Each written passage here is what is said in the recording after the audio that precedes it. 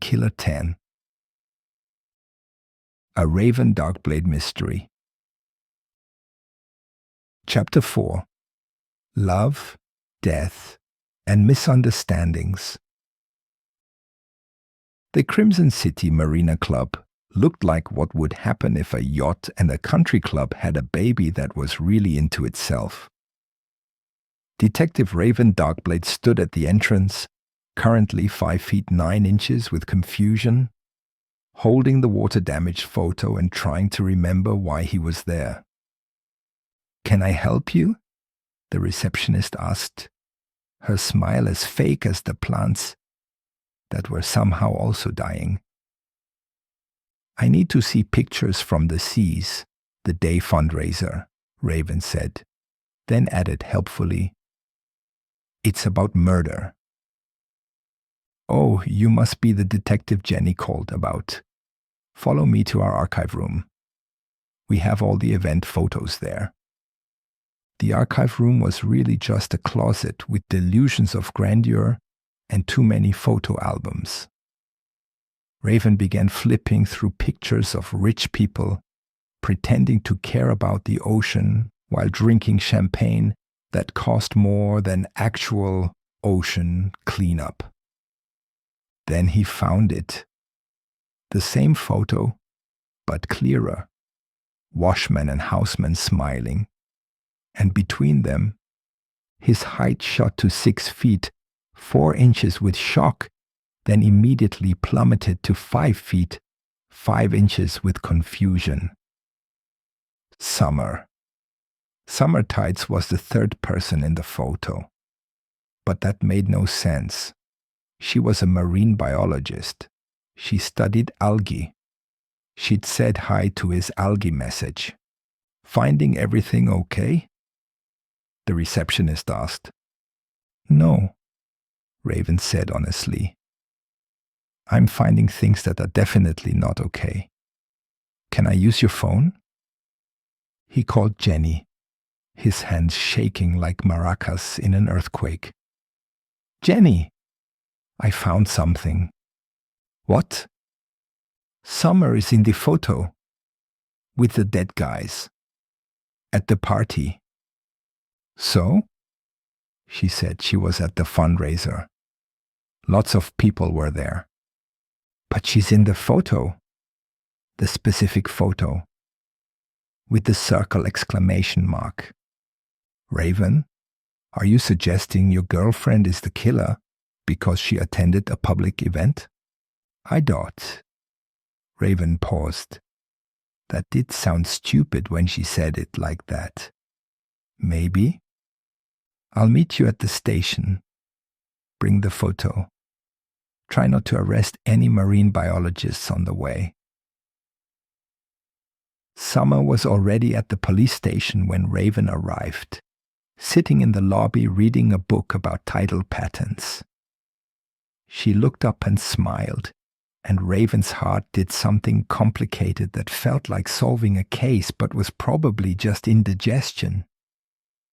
"Hey, I was just dropping off those water current calculations for Jenny. Did you know bodies move in predictable patterns based on—" She stopped, noticing his expression. "What's wrong? You look like someone told you the ocean is actually soup." "The ocean isn't soup," Raven said, though now he was wondering. "I know. It was a metaphor. Are you okay?"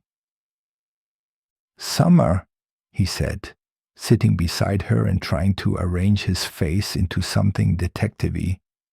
"I need to ask you about the fundraiser." "The Seize the Day thing?" "What about it?" He showed her the photo. "You knew both victims." "Oh."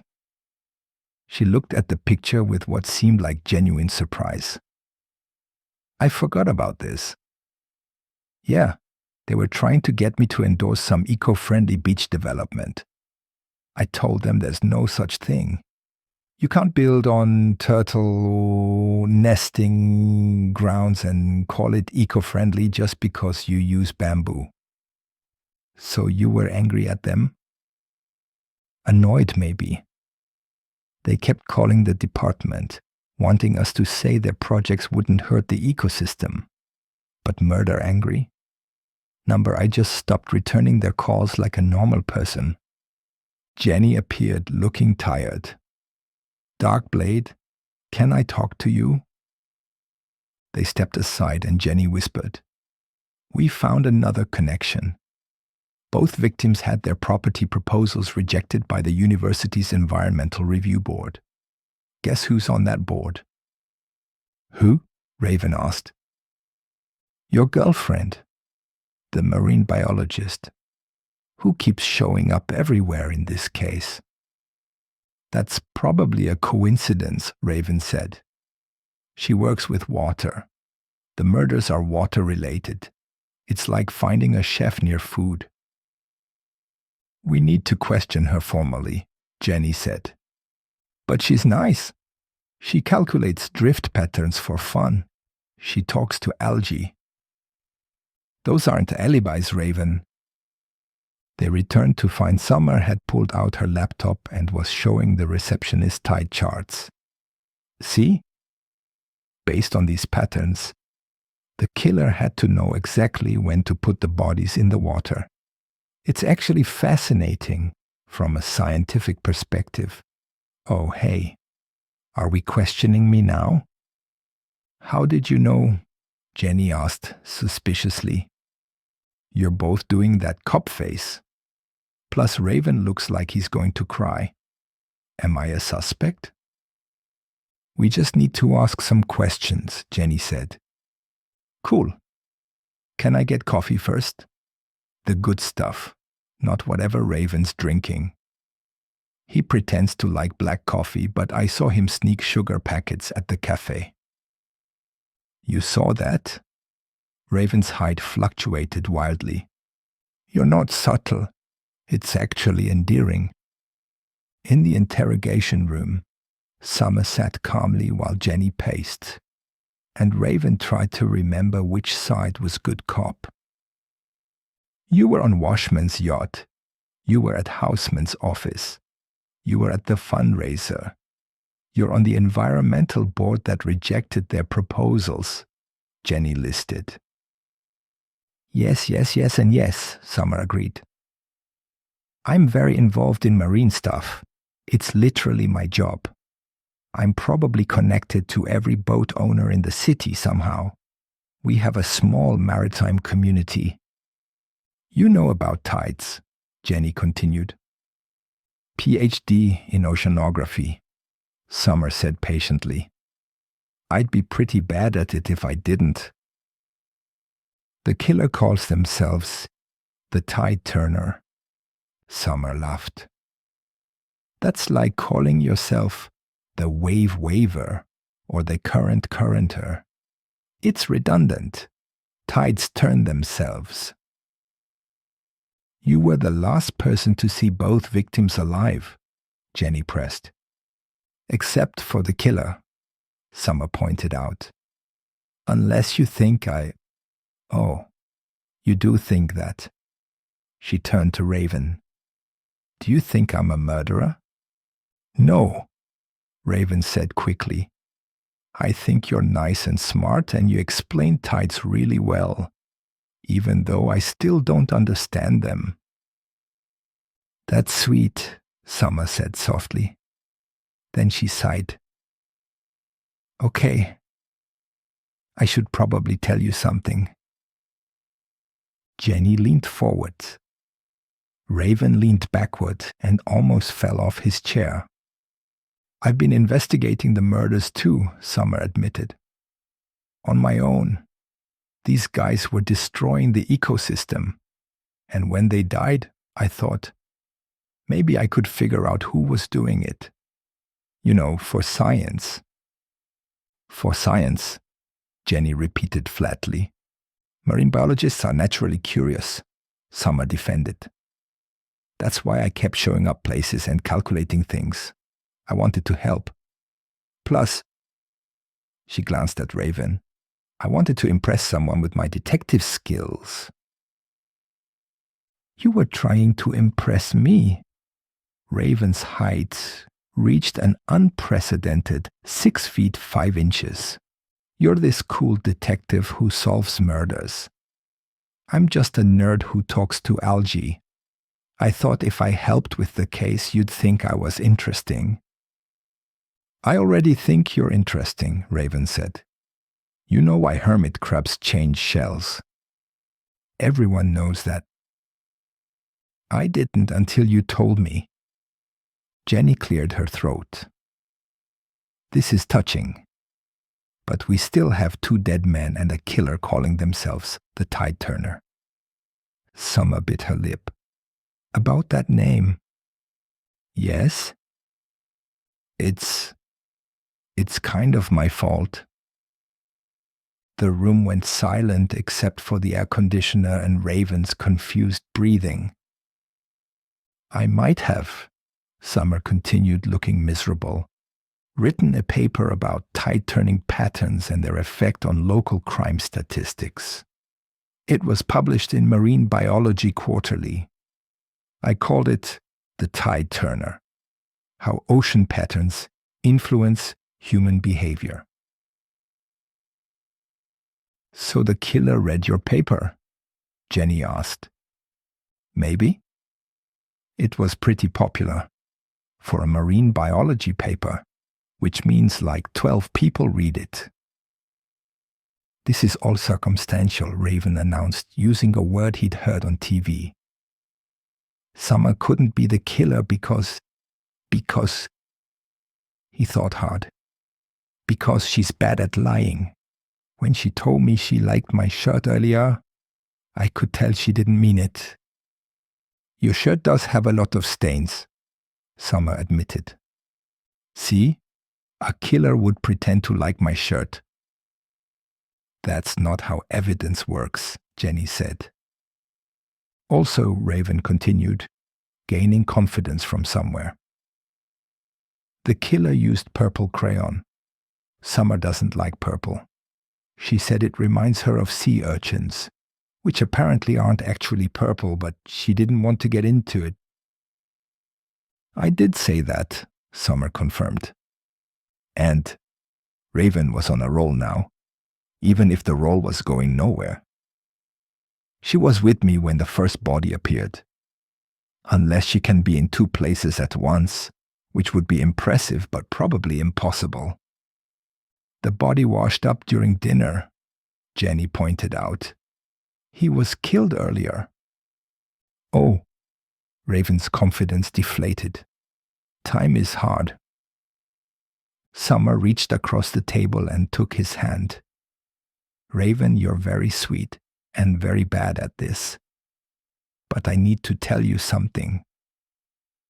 You're not the killer, Raven said firmly. I refuse to believe it. My gut says you're innocent, and my gut is usually right about food and sometimes about people. Raven. Summer's eyes filled with tears. I know who the killer is. Jenny and Raven both leaned forward. Raven successfully this time. It's me, Summer whispered. What? Raven and Jenny said in unison. I mean not me, past me. Kind of. She was crying now. I didn't mean to. It was an accident. Sort of. How do you accidentally murder 2 people in tuxedos with flippers? Jenny demanded. You don't understand. Summer sobbed. They were killing everything. The reef, the turtle nesting grounds, the whole ecosystem. I tried to stop them legally, but they had lawyers and money and connections. So you killed them? Jenny asked. No. I wanted to scare them. Make them think the ocean was fighting back. So I sent the threatening notes in crayon because I thought it would seem less serious, like a prank. The ocean doesn't write notes, Raven pointed out helpfully. I know that now, Summer wailed. But then Washman called me, laughing about swimming with the fishes, saying he was going to build anyway. He was on his yacht, drunk, wearing a tuxedo from some party. And I went to confront him. And? Jenny prompted. And he laughed at me. Said marine biologists were just fish nerds who couldn't stop progress. Then he tried to show me these stupid flippers he'd bought for his pool. He was so drunk he put them on over his dress shoes. He looked ridiculous. Then what happened? Jenny asked, though Raven was trying to figure out how one wore flippers over shoes. He tripped, Summer said miserably, on his own flippers, hit his head on the railing. I tried to help, but he was so heavy and he fell overboard. I panicked and ran. Then he washed up during my date and I thought the universe was punishing me. What about Houseman? Jenny pressed. That ... Summer looked even more miserable. That was less accidental. He called me after Washman died. Said he knew I'd been there. Wanted me to approve his projects or he'd tell everyone I was a killer. So I told him to meet me at the marina. And you killed him. I told him I'd hidden evidence on a boat. He put on the tuxedo and flippers himself because he thought it was funny. Look, I'm Washman, he said. Then he got tangled in the boat lines and fell in. I might have not tried very hard to save him. That's still murder, Jenny said. I know. Summer buried her face in her hands. I'm a terrible person. I killed 2 people and ruined Raven's romantic beach dinner. Actually, that was our first date, Raven corrected. So technically you ruined our first date with murder. That's worse, Summer cried harder. Raven's brain was trying to process this information like a computer from 1982, slowly and with lots of whirring noises. Summer was the killer, but she was also nice, and she liked algae, and she'd been trying to save turtles. I don't believe you, he said finally. Summer looked up, mascara running like tiny oil spills. What? You're lying. You didn't kill anyone. You're just protecting someone, the real killer, who's probably very grateful. Raven, I literally just confessed. No, you told a story about accidents and drunk people in flippers. People trip on boats all the time. It's very slippery. I saw a documentary. I let a man drown. You failed to save him. That's different. Like when I failed to save that potted plant in my office. Still dead, but not murder. That's not the same thing at all, Jenny interjected. Summer, Raven said, taking both her hands and looking into her eyes with the intensity of someone solving the wrong puzzle. I know you're not a killer. How? Because killers don't calculate drift patterns for fun.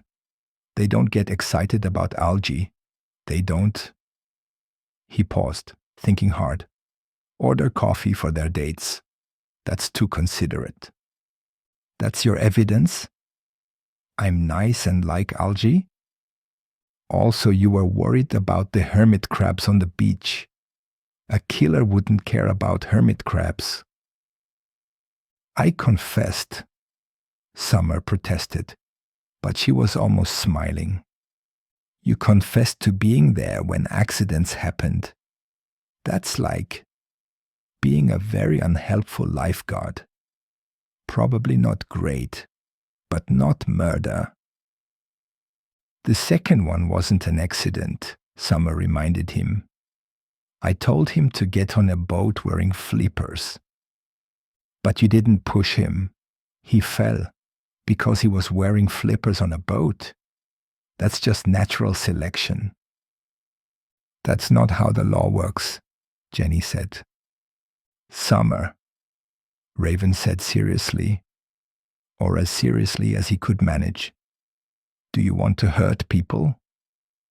No, I wanted to save the reef. See? Not a murderer. Just a marine biologist with bad timing and worse luck. Summer stared at him. Are you trying to defend me with terrible logic? Is it working? Kind of. Summer laughed despite herself. You're so bad at this, it's actually sweet. I may be bad at detecting, Raven said, but I'm good at knowing when someone's not evil. And you're not evil. You're just someone who really cares about turtles and got mixed up in maritime accidents. Raven? Summer said softly, I appreciate what you're trying to do. But I did cause their deaths. Even if the first one was accidental, I didn't try to save them. That's still a crime.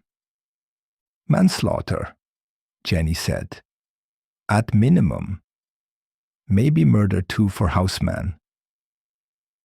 Can we plea bargain? Raven asked. What if she promises to only study lake algae from now on? No more ocean access. That's not how plea bargains work, Jenny sighed. What if she teaches criminals about tides, community service? Still no. Summer squeezed his hands. Raven, stop. I need to take responsibility. That's what good people do when they accidentally on purpose kill bad people. But prison doesn't have good algae, Raven protested. You told me it needs specific water conditions. You remembered that? I remember everything you tell me, except the parts about currents. Those are confusing. Despite everything, Summer smiled. You're the weirdest, sweetest, worst detective I've ever met. That's the nicest thing anyone's ever said to me. That's concerning but fitting. Jenny stood up. Okay, this is touching in a legally problematic way, but I need to actually process this confession. Can I ask one favor? Summer said. What? Jenny asked suspiciously. Can Raven and I have dinner before you book me? One last date? I promise no one will die during it. That's a low bar, Jenny pointed out. Please. Summer turned to Raven. I know this is the worst possible second date, but I really like you. Even though you're terrible at detecting murders I commit. Especially because I'm terrible at detecting your murders, Raven corrected. Jenny looked between them. This is the strangest thing I've seen, and I once arrested a man dressed as a lighthouse. One dinner, Summer pleaded. Somewhere dry, with witnesses. You can even come. Fine, Jenny agreed, but somewhere with no ocean access, no boats, and absolutely no flippers. Italian? Raven suggested. Venice has water, but it's in Italy, so it doesn't count. That's not how geography works, Summer said, but she was smiling. Is too. Italy is very far away. Different water entirely. Summer kissed him then, right there in the interrogation room, and Raven forgot about murders and algae and everything, except that he was kissing someone who just confessed to killing 2 people, and somehow that seemed okay in the moment. When they pulled apart, Raven's height had stabilized at exactly 5 feet 11 inches, his complicated feelings height. So he said, dinner. I'd love to, Summer said. My last meal as a free woman should definitely be breadsticks. Don't be dramatic, Raven said. You'll probably get minimum security. They might have breadsticks there. Prison breadsticks aren't the same. You don't know that. You've never been to prison. About to change that. Details, Raven said, offering her his arm. And so the case of the beach bodies was solved, not through brilliant detective work, but through guilt, affection, and the world's most understanding attitude toward manslaughter. As they left for dinner, Raven thought about how this was definitely the strangest way to continue dating someone. But in Crimson City, stranger things had happened. Like that man dressed as a lighthouse. The end. Author's note. This chapter is dedicated to everyone who's ever continued dating someone despite red flags, though hopefully smaller ones than murder. Also to marine biologists, who should probably stick to studying algae rather than achieving vigilante justice. Any resemblance to actual confession dinner arrest combinations is purely coincidental. Remember, flippers and boats don't mix, much like romance and manslaughter. But apparently in Crimson City, people try anyway.